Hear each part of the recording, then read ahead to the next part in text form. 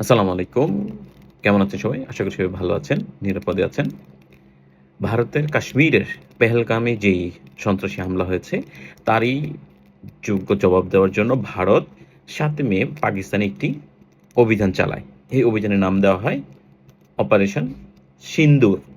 মানে সিন্দুর মানে হচ্ছে সিঁদুর। এটা দেওয়া হয়। সেখানে তারা পাকিস্তানের পাঞ্জাব, কাশ্মীর ওই অঞ্চলে ব্যাপক ক্ষেপণাস্ত্র হামলা চালায়। তারই প্রেক্ষিতে পাকিস্তান তার সেই প্রতিউত্তর দেওয়ার জন্য বারবার বলে আসে তারা তার প্রত্যুত্তর দিবে, তারা তার প্রতিশোধ নিবে।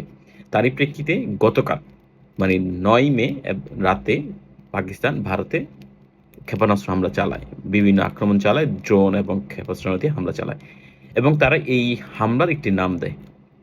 একটা এই যে হামলা চালায়, যে প্রতিউত্তর দেয়, সেই প্রতিউত্তরের নাম দেয় বনিয়ামুন মানসুস। বনিয়ামুন মারসুস। তো এই বনিয়ামুন মারসুস কি? এটা কোথায় থেকে তারা এই শব্দটি পেয়েছে? এটি মূলত কোরআনে একটি সূরা আছে, সূরা আস-সফ। কোরআনের ৬১ নাম্বার সূরা আছে, সূরা আস-সফ। সূরা আস-সফের একটি আয়াত আছে, ৪ নম্বর আয়াতে একটি আয়াত আছে, ৪ নম্বর আয়াত। সেই আয়াতে বলা হয়েছে, নিশ্চয়ই আল্লাহ তাদের ভালোবাসেন যারা তার পথে সারিবদ্ধভাবে যুদ্ধ করেন, যেন তারা একটি সীসাডালা প্রাচীর। এই সীসাডালা প্রাচীর হচ্ছে বনিয়ামুন মারসুস। এই বনিয়ামুন মারসুস হচ্ছে সীসাডালা কোনো প্রাচীর, কোনো দেয়াল। এবং এই শব্দ থেকেই পাকিস্তানের যেই সেনাবাহিনী আছে সেটাকে উদ্বুদ্ধ হয়ে তারা এই নামটি নিয়েছে।